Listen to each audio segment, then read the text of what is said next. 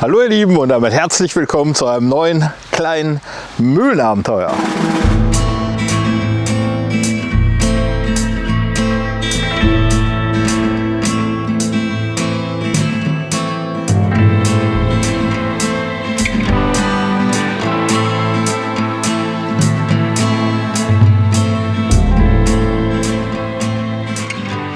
Ja, wie ihr seht, die Trockenheit hat uns auch erwischt. Das Wasserrad macht momentan ein bisschen traurigen Eindruck, aber Erfolg.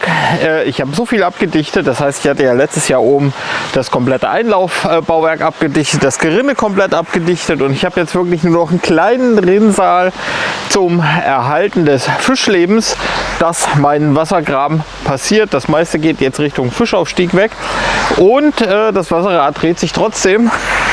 Erzeugt natürlich lange keinen Strom mehr, aber es dreht sich wenigstens. Das ist schön, denn wir haben jetzt den blauen Sonntag vor der Brust. Dadurch, dass das Hessen-Fernsehen hier bei uns an der Mühle gedreht hat, habe ich den Vorteil, dass ich schon fast alles aufgeräumt habe, alle Ecken irgendwie in Ordnung gebracht habe. Aber es gilt ja jetzt trotzdem nochmal die Maschinen ein bisschen in Pose zu rücken. Und außerdem ist schon an manchen Stellen das Gras nachgewachsen. Da, wo es nicht wachsen sollte, ist gewachsen. Und zwar hier in meiner Wasserrinne. Und da, wo es wachsen sollte, nämlich da, wo ich den frischen Mutterboden aufgefahren habe, da sieht es ein bisschen mau aus, ist aber nicht schlimm. Ist das halt das Leben. Leute haben mich gefragt, warum hast du keinen Rollrasen ausgebracht? Also das ist mir jetzt tatsächlich nicht wert. Nächstes Jahr um die Zeit wird das alles schön grün sein und dann werde ich noch genug zu mähen haben. Von daher ist das nicht so schlimm, wenn es diesen Sommer mal nichts wird mit Grün. Ja, wenn ihr das Video gesehen habt, Papa Franz und ich, wir haben den Turbolader an unserem Massey Ferguson repariert. Den werde ich hier jetzt holen und dann werde ich den Rückenwagen anhängen. Dann werde ich das hier so ein bisschen neben dem Sägewerk drapieren und das so präsentieren, dass unsere Gäste sich auch den Rückenwagen anschauen können. Und wir sägen ja mit dem Sägewerk Holz, und zwar unser eigenes Bauholz. Ihr wisst, die Mühle hat nicht viel Baumarkt gesehen, das meiste haben wir uns selbst gesägt. Hier liegt jetzt noch der schöne Eschenstamm, den wir da hinten weggemacht haben und von dem ihr euch gewünscht habt, dass er aufgesägt wird. Das wird uns auch so ein bisschen als Showobjekt für den Tag der offenen Tür, für den blauen Sonntag, der morgen ist, 9.8. Einige von euch sind ja persönlich hier, freue ich mich schon sehr drauf. Und zusätzlich würde ich mir noch den Rückenwagen mitnehmen, da liegen noch ein paar Bohlen drauf, die wir von dem Stamm gesägt haben. Außerdem würde ich dann den Stamm, der da hinten liegt, nehmen und dann hier so ein bisschen so drapieren, dass man den schön sieht. Und ja, muss ich mir überlegen, was ich mir sonst hier noch so hinstelle. Sonst hat man nochmal Holz gespalten. Heiko hat sein Schlepperchen verkauft, das er hatte. Von daher wird er das hier auch nicht hinstellen können. Aber da fällt uns schon was ein. Und außerdem will Hermann noch vorbeikommen, unser Kunstschreiner. Da freue ich mich auch schon sehr drauf.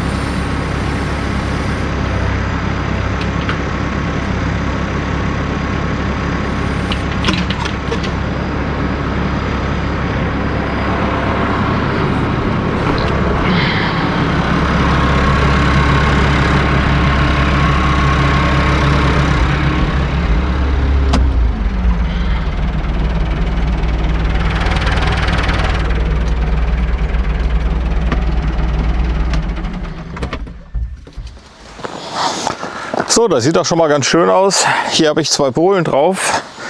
Die habe ich geschnitten, als das Hessen-Fernsehen da war. Ja.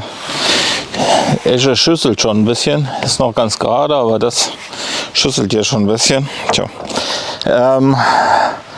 Normalerweise habe ich es ja immer so gemacht, dass ich dann auch ein bisschen die Maschinen vorgeführt habe. Das heißt, dann im Sägewerk auch mal einen Schnitt gemacht habe.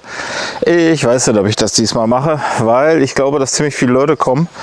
Und das ist ja so schon ganz schön anschaulich, oder was meint ihr? Da ist die Säge, da liegt der Stamm drauf.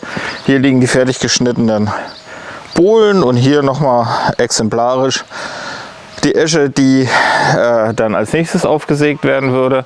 So kann man sich das ja ganz gut vorstellen. Dann können die Leute ein bisschen drumherum laufen, denn wenn ich zu viel Programm mache, ist auch wieder blöd. Ich rechne damit, dass es dieses Jahr richtig viele Leute werden. Ich gehe mal davon aus, also 60, 25 habe ich es eigentlich schon begrenzt, was die Anmeldungen angeht. Ich habe jetzt aber schon die Rückmeldung bekommen, dass es wohl 60 werden oder über 60, die von der Blauen Sonntag-Geschichte hierher kommen. Und dann ist natürlich noch Leute, die einfach so vorbeikommen. Da haben mich auch schon einige gefragt, Hubi, kann ich trotzdem kommen, auch wenn es ausgebucht ist. Da sage ich natürlich nicht nein. Und tja, mal schauen, wie viel dann so noch kommen. Ich rechne mal mit an die 100 Leute. Also ich denke mal, dass es bis an die 100 Leute werden können. Drückt mir mal die Daumen, dass es nicht gar so viele werden, aber egal wie viel es werden, das kriegen wir schon irgendwie hin.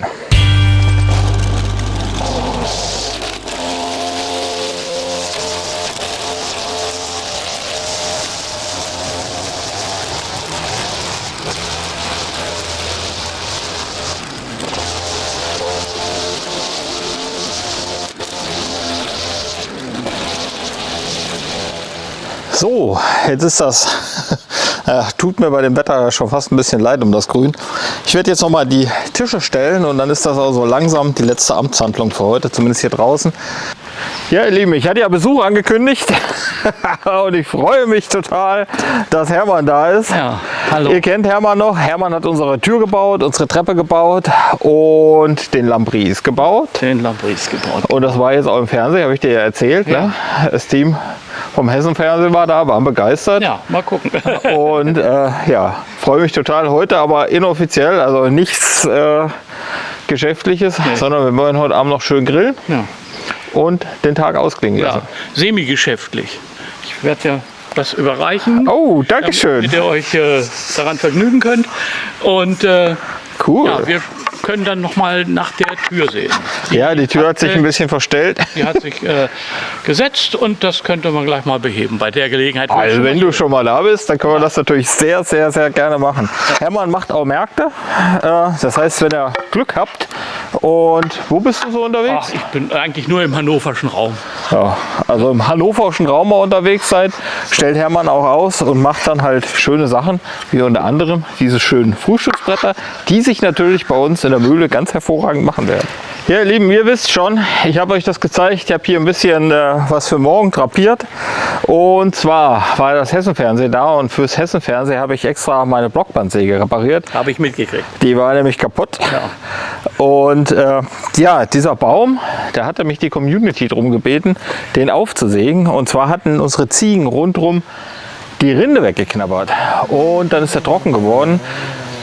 Der Stamm war tatsächlich noch nass, aber er hat alle Blätter verloren, ist abgestorben. Ich habe mir das über ein Jahr angeschaut und habe mir gedacht, bevor er jetzt faul wird, sägst ihn ab. Und unten sprießt er natürlich wieder raus, ist ja eine Esche. Ne? Aber ja, das, was wir abgesägt haben, ist alles oberhalb dieses Rundfraßes, die meine Ziegen angerichtet haben. Und ja, ich hatte erst noch ein bisschen Hoffnung, dass er es schafft, hat es aber nicht geschafft. Aber die Community meint, sägt das auf, das Eschenholz ist zu schade. Ja. Was meinst du als Fachmann dazu? Ja, Eschenholz ist immer zu schade, um es zu Brennholz oder sonstigem zu verwerten. Ne? Aber man muss natürlich auch das Equipment haben und den Background, das vernünftig einzusetzen. Das ist eben nichts für ein Gerenne oder für einen Außenbereich. Mhm. Das ist ein reines Möbel- und Innenholz. Ja, Hermann, ich habe gehört, meine Community hatte mir geschrieben, dass ich sofort alle Rinde abmachen soll. Das ist für mich aber ein bisschen schwierig zu realisieren, Ich habe das jetzt einfach auf Blockbohlen aufgeschnitten. Glaubst du, dass man das so einlagern kann oder kommen gleich die Fresser und fressen es mir weg? Also bei Esche ist das sicher kein Problem, das mit Rinde wegzupacken. Es kommt natürlich auch immer ein bisschen drauf an, welcher Fällzeitraum, klar, aber die war ja nun schon trocken. Ne? Und insofern ist das kein Problem. Du wirst auch Schwierigkeiten kriegen, die Rinde abzukriegen. Das ist eine Wahnsinnsquälerei, wenn man da keine Automaten für hat. Und dementsprechend würde ich sagen, bei Esche gibt es kein Problem. Das ist bei anderen Hölzern wie Kirsche oder so, da ist dann sehr schmackhafter Kram drunter, aber bei Esche ist das kein Problem. Und was könnte ich aus der Esche jetzt so machen? Wofür eignet sich die Esche? Alles, was wir hier schon bei dir gemacht haben, Lambris und ähnliches, Zimmertüren, Möbel. Esche ist ein hartes, ansprechend aussehend, also hat ja auch eine gute Maserung, im Gegensatz zu Buche oder Erle. Ne? Und obendrein eine große Härte. Ist für alles im Innenbereich gut geeignet. Steht auch, man kann auch Zimmertüren draus machen. Nur bewittern sollte man lassen. Ne? Im Außenbereich ist das nicht so toll. Ne? Und wenn ich mir jetzt die einlagere und auf die Scheune lege, wie lange kann ich die lagern oder wie lange sollte ich sie lagern, bis ich sie verarbeiten kann? Wie lange lagern bis verarbeiten, kommt darauf an, was ich daraus mache. Wenn es im Innenbereich, also soll es ja so oder so sein, aber wenn es da zentral beheizt ist und sehr warm, dann muss ich schon bei einer 30er Dicke 2,5 Jahre liegen lassen. Ne, kommt auch ein bisschen auf die Witterung natürlich an, aber im Großen und Ganzen reicht das. Ne? Also wenn man es fachlich richtig verarbeitet, dann kann man auch relativ feuchtes Holz verarbeiten. Nur ich kann so eine Platte natürlich nicht mit Lamello verleimen und meinen, das hält alles so. Das geht nicht. Ne? Und dementsprechend ist die Dauer, wie lange das liegen muss, ich würde sagen ab 2,5 Jahre, da kann man anfangen, was zu machen. Und ja, eine Haustür mache ich sowieso nicht draus und deshalb reicht das. Und die Esche, ich habe jetzt gesehen, dass die reißt. Ist das ein Mangel, ein schwerwiegender? Das ist kein Mangel, weil im Endeffekt der Tischler, der dann da was draus macht, schneidet sowieso den Kern raus, ne? Wenn er was Vernünftiges haben will. Ne? Und in der Regel reißt auch nur der Kern. Ne? Dann der Rest verwirft sich und wird gerade gehobelt und gut. Dann hat man ein gutes Ausgangsmaterial. Ne? Nur Holz ist eben keine Platte. Dementsprechend. Ja, ich bin jetzt nee, du bist hier von dieser Seite, arbeitest du. Okay. Ach so. Ja. Dahinter ist immer wenig Platz. Das ist aber auch eine Scheiße. Da unten muss er rein. Ja, und? Okay. Ist das schon irgendwo drin? Nee, du musst ein bisschen noch ran. Ach, zur Wand, nicht zu weit. Ein Stück zurück. Ja, man will immer Stopp. Sachen. Stopp. So, und deshalb habe ich gesagt, die Brechstange. So, genau.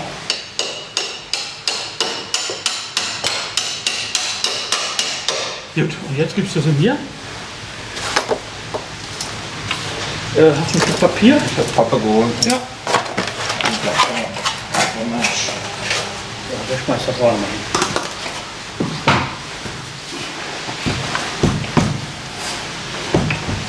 Stoßen wir an. Okay, mittlerer. Dann hau den mittleren erstmal ein bisschen tiefer rein. Ja.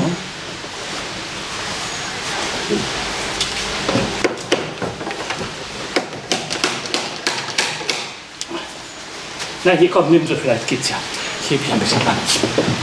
Ah, anders.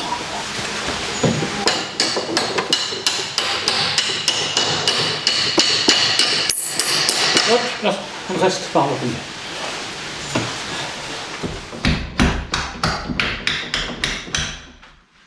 So, jetzt wollen wir mal gucken. Oh. Das ist ja, als hättest du einen Profi eingestellt. Das ist so. Geil, Dankeschön. Ne? Bevor die Fliesen zerschrammen. Ja, sie sind schon ein bisschen zerschrammt leider. Ja. Aber weißt du was? Mir wäre es gar nicht aufgefallen. Manchmal wird man so betriebsblind. Ja, nun.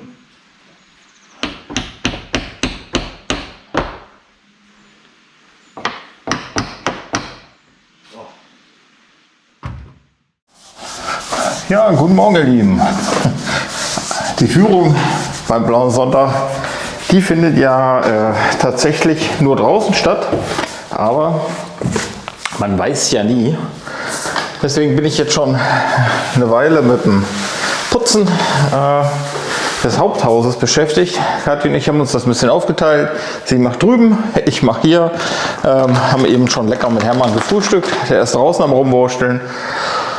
Und ja, ich habe jetzt die offizielle Gästeliste bekommen. Sind vom Blauen Sonntag, vom Team sind irgendwie 55 Leute angemeldet. Ich bin mal gespannt.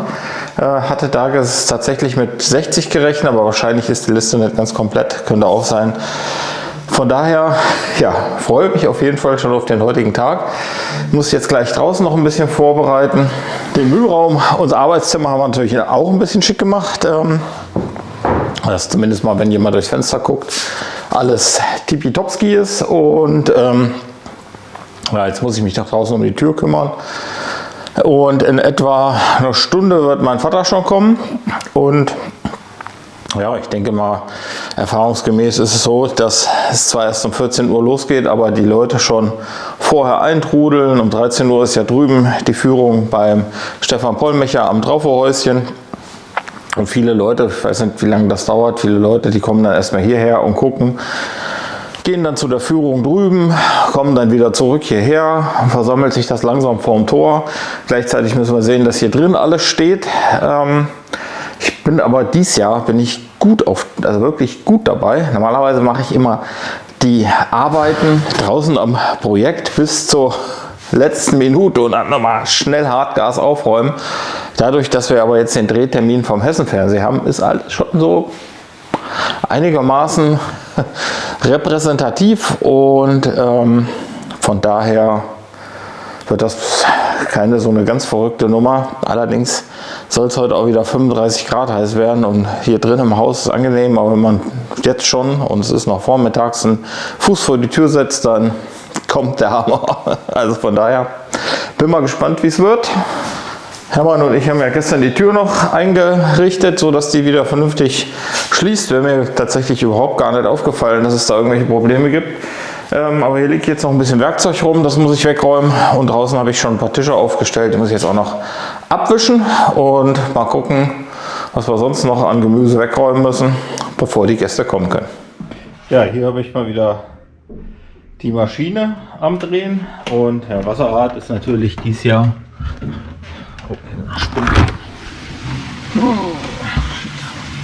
Schiete. Die Spinnen, die sind schneller am Bauen. Machst du morgens weg, sind sie abends da. Machst du abends weg, sind sie morgens da. So.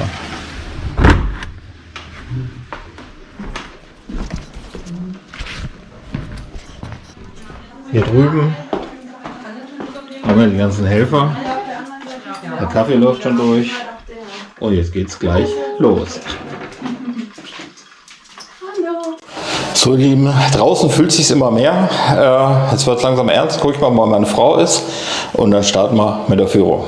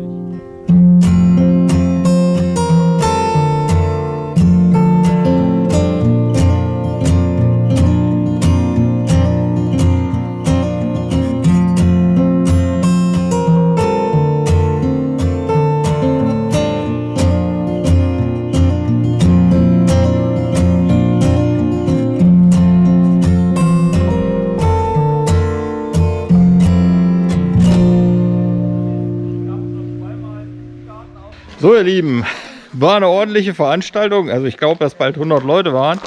Das ist jetzt hier noch der Rest vom Schützenfest. Ja, wie fandet ihr es? Einwandfrei, wie immer. Super. Hat da mal irgendjemand mal eine Idee, wie viele Menschen das waren? Irgendwer hatte mal was von 75 gesagt. Ja, 75, ja, ich hätte auch so Richtung 100 tendiert. Ne? 75. Ah, das war ein Haufen. Und wie war's von der Stimmung, Gesprächen? Wie immer, einmal Ja. frei. Kuchen, wie lange hat er gereicht? Bis zum Schluss. Echt? Ja, noch was übrig. Ja, es sind ein paar kleine Stückchen sind noch für uns übrig geblieben tatsächlich. Ja. Ja. Papa Franz hat sehr gut kalkuliert. Ja, dann wir haben noch ein paar Bratwürstchen gekauft. Jawohl, Dann, wie groß ist der Hunger? sehr groß. Alles klar, dann schmeißen wir jetzt nochmal Grill an. Und ja, vielen, vielen Dank fürs Helfen. Richtig geil.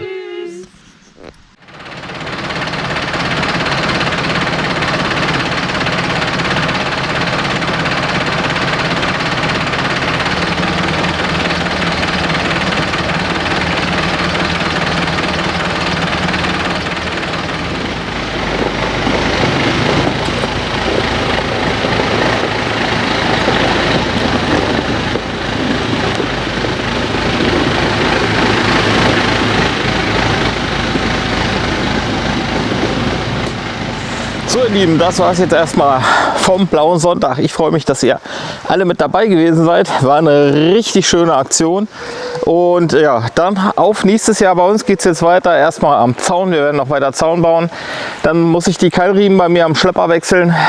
Die sind schon angekommen. Zaunpfosten bauen. Ich will hier mit der Fassade anfangen. Das Hessen-Fernsehen will auch noch mal zum Dreh kommen. Die wollen jetzt noch mal 2 Tage bei uns drehen. Das wird uns auf jeden Fall auch noch mal hier beschäftigen an der Mühle. Von daher, es bleibt weiter spannend. Ich freue mich, dass ihr alle mit dabei gewesen seid. Wir sehen uns beim nächsten Mal. Bis dahin, haut rein, macht's gut, ciao. Tschüss.